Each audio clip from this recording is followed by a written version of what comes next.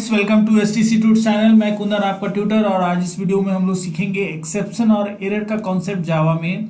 Exception क्या है, error क्या है, और ये जो चैप्टर स्टार्ट हो रही है वो है एक्सेप्शन हैंडलिंग, जो कि काफ़ी इंपॉर्टेंट चैप्टर है जावा में। और इसको यहाँ पे शुरू करने की इसलिए ज़रूरत है क्योंकि आगे जो भी हम लोगों को पढ़ना है, जैसे नेटवर्क पैकेज पढ़ना है, आईओ पैकेज पढ़ना है, उसकी डिफरेंट क्लासेस पढ़नी है, डाटाबेस पढ़ना है, उन सब के लिए एक्सेप्शन हैंडलिंग आपको आना चाहिए। तो इसके लिए ये वीडियो बन रही है और सबसे पहला वीडियो जिसमें मैं आपको बताऊंगा कि एक्सेप्शन और एरर का जो कॉन्सेप्ट है, जो कॉन्सेप्ट बेसिक और जावा की आर्किटेक्चर है, उसके बारे में मैं आपको इस वीडियो में बताऊंगा। तो पूरा वीडियो देखिएगा, क्योंकि वीडियो पूरा देखिएगा तभी आपको समझ में आएगा। थ्योरी और प्रैक्टिकल क्लासेस दोनों आपको हमारे हर वीडियो में मिलती है, लेकिन इस वीडियो में आपको केवल थ्योरी मिलेगा, क्योंकि ये जो टॉपिक है उससे रिलेटेड हम लोग केवल कॉन्सेप्ट बता रहे हैं। और अगर बातें समझ में आ जाए, अगर वीडियो अच्छी लगे तो लाइक और कमेंट जरूर कीजिएगा। कोई डाउट हो तो भी आप कमेंट कर सकते हैं। शेयर कर लीजिएगा इस वीडियो को अपने फ्रेंड सर्कल में, अगर आपको लगे कि इसकी जरूरत दूसरे को भी है तो शेयर जरूर कीजिएगा। आगे बढ़ते हैं थ्योरी क्लास में। जैसा कि मैंने बताया कि जो कॉन्सेप्ट मैं आपको बताता हूँ उसको आप लिख लीजिए, वो आपको आगे काफ़ी काम आने वाला है। वीडियो ऑब्जेक्टिव जान लीजिए, क्योंकि वीडियो में क्या क्या आप सीखेंगे वो आप पहले समझ लीजिए कि एक्सेप्शन और एरर क्या है, वो मैं आपको इस वीडियो में बताऊंगा। एरर्स कितने तरह के होते हैं, कौन सा एरर कैसा होता है, किस लिए कौन सा एरर आता है, ये सारी चीज़ें आप इस वीडियो में देखिएगा। साथ में जावा की जो आर्किटेक्चर है, यानी अगर कोई एरर आ रहा है और वो एक्सेप्शन है कि नहीं, किस तरह के एरर को एक्सेप्शन कहेंगे और वो कैसे हैंडल होता है, ये सारी चीज़ें जावा का आर्किटेक्चर क्या है, यानी जावा उसको कैसे हैंडल करता है, क्या सिचुएशंस हैं, वो सारा इस वीडियो में आप सीखने जा रहे हैं। तो पूरा वीडियो अंत तक जरूर देखिएगा। चलिए शुरू करते हैं। एक्सेप्शन एंड एरर का जो कॉन्सेप्ट है, आप एरर तो जरूर जानते होइएगा। कंपाइल टाइम एरर होती है, जो अगर हम लोग कोई मिस्टेक करते हैं तो वहाँ पे एक एरर आती है। तो किसी भी तरह का एक्सेप्शन भी एरर ही है, लेकिन थोड़ा सा उसमें अंतर है, वो हम लोग अभी डिस्कस करेंगे। किसी भी तरह का अगर एबनॉर्मल कंडीशन आ रहा है, यानी जो हमारे प्रोग्राम को क्या कर रहा है, डिस्टर्ब कर रहा है, कोई भी errors are nothing but the abnormal condition for our program. किसी भी कारण से अगर हमारा प्रोग्राम डिस्टर्ब हो रहा है, काम नहीं कर पा रहा है, तो उस सिचुएशन को हम लोग एरर कहेंगे। ठीक है। और एरर्स जो होते हैं, आपको नॉर्मली एक एरर सिंटेक्स एरर होता है, जो अगर आपने कोई लैंग्वेज यूज किया है और उस लैंग्वेज में अगर आपने कोई गलती की है और उसके सिंटेक्स का गलती किया है आपने, तो वो सिंटेक्स एरर आता है। दूसरा होता है लॉजिकल एरर। अगर आपको जो काम करना है, जो फॉर एग्जांपल अगर आपने कोई लॉजिक लगाई हो और सही सही आउटपुट नहीं दे रहा है, तो वो उस टाइप का जो एरर आया वो हो गया लॉजिकल एरर। और एक एरर और होता है जिसको रन टाइम एरर बोलते हैं, जो आप पहले से आपको पता नहीं होता है। It is very critical error actually.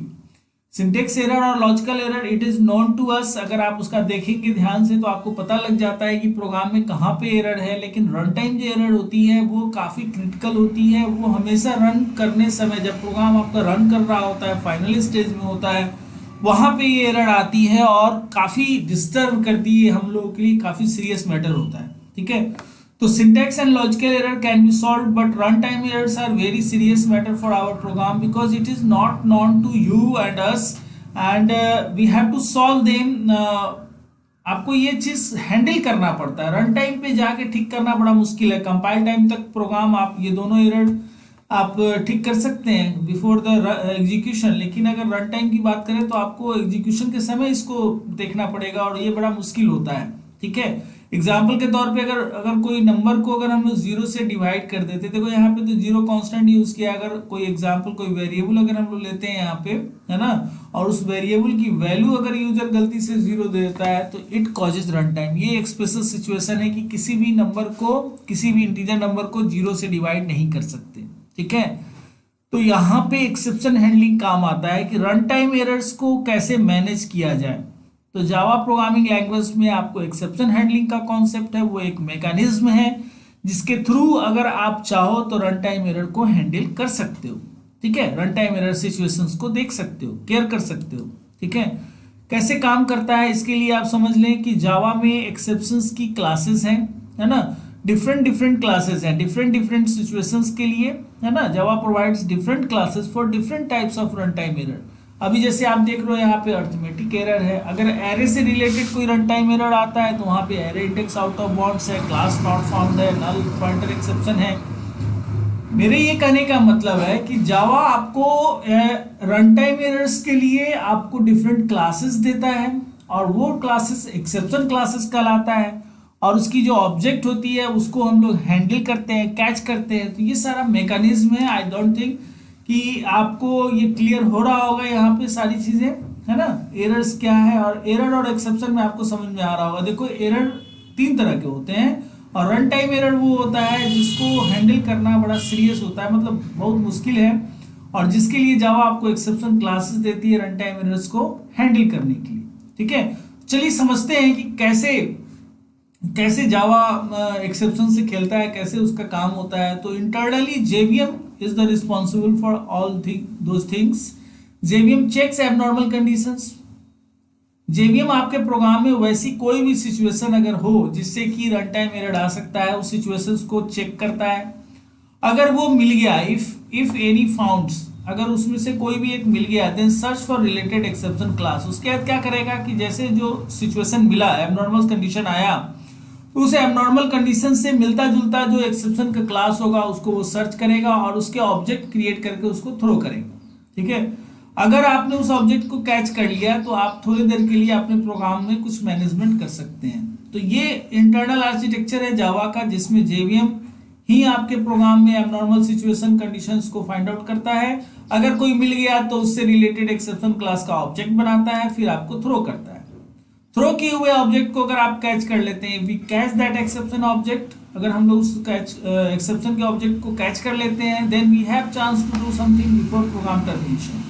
तो प्रोग्राम तो टर्मिनेट होना है, क्योंकि एक्सेप्शन आ गया तो आपका प्रोग्राम जाएगा ही जाएगा, वो काम नहीं करेगा। लेकिन प्रोग्राम के बंद होने से पहले आपको एक चांस मिल जाता है, एक मौका मिल जाता है, एक जगह मिल जाती है जहां पे आप कुछ कर सकते हैं। कुछ इंपॉर्टेंट मैसेज दे दो यूजर को कि सॉरी फॉर इंटरप्शन, किस कारण से आपका वो एरर आया, किस कारण से एक्सेप्शन आया, उस तरह का कुछ लॉजिकल मैसेज दे दीजिए जिससे कि यूजर को समझ में आ जाए कि भाई उसका प्रोग्राम क्यों टर्मिनेट हो गया।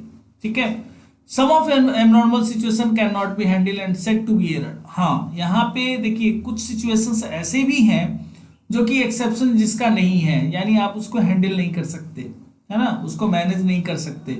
वैसे एबनॉर्मल सिचुएशंस को हम लोग डिटो एरर बोल देंगे। ठीक है, उसके लिए क्लासेस आपको जावा प्रोवाइड करती है। जैसे देखो यहाँ स्टैक आउट ऑफ बाउंड्स एक मैसेज, एक क्लास है एरर का, और इसको हैंडल नहीं किया जा सकता है क्योंकि ये मेमोरी से रिलेटेड है। जब मेमोरी ही फुल हो जाएगी तो आप क्या हैंडल करोगे, क्या मैनेज करोगे, है ना।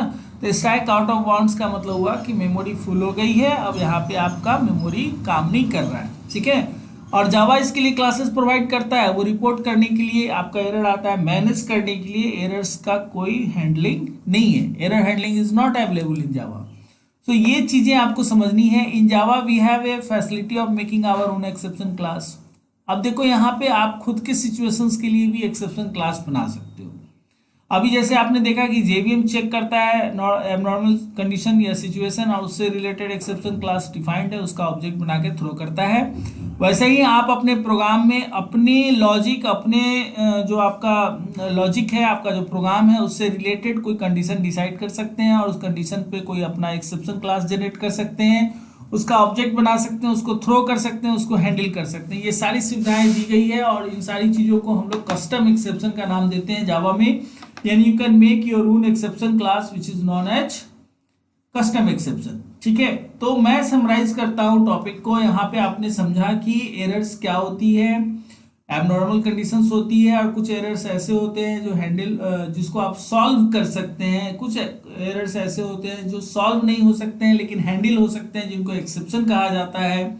और कुछ एरर्स ऐसे भी होते हैं जिनको हैंडल भी नहीं किया जा सकता, सॉल्व तो नहीं किया जा सकता, हैंडल भी नहीं किया जा सकता, इसलिए उनको केवल एरर कहा जाता है। और उसके लिए भी जावा में क्लासेस है, एक्सेप्शंस के लिए भी जावा में क्लासेस है। और जेवीएम हमेशा इस काम को करता है, जब भी आपका प्रोग्राम रन करता है तो वो एबनॉर्मल कंडीशंस को फाइंड आउट करता है, उससे रिलेटेड अगर कुछ मिल गया तो उससे रिलेटेड एक्सेप्शन क्लास का ऑब्जेक्ट क्रिएट करके आपको थ्रो करता है, जिसको आप चाहें तो एक्सेप्शन हैंडलर हम लोग अगली वीडियो में पढ़ेंगे, जिसमें ट्राई कैच जो ब्लॉक है उसके जरिए हम लोग एक्सेप्शन को हैंडल करते हैं। तो ये कैच करके आप कुछ काम कर सकते हैं प्रोग्राम के बंद होने से पहले। तो ये सारी बातें हैं जो कि कॉन्सेप्ट है related to exception and errors, जो कि जावा में पढ़ना है आपको। तो अगले वीडियो में हम लोग डिस्कस करेंगे कि एक्सेप्शन हैंडलर कौन कौन से हैं जावा के, जैसे कि ट्राई एंड कैच ब्लॉक कैसे यूज करना है, एक ट्राई, दो try, multiple catch, multiple try and catch, nested try and catch, ये सारे कॉन्सेप्ट आने वाले वीडियो में आपको मिलेगा। तो पूरी वीडियो देखने के लिए धन्यवाद, और आने वाली वीडियो देखने के लिए अगर आप नए यूजर हैं, पहली बार हमारे इस वीडियो को और चैनल पे आया है तो चैनल को सब्सक्राइब कर लीजिए, जिससे कि आने वाली हर वीडियो आपको मिले। तो बेल आइकन पे भी क्लिक जरूर कर लीजिए, जिससे कि नोटिफिकेशन आपको मिलता रहे।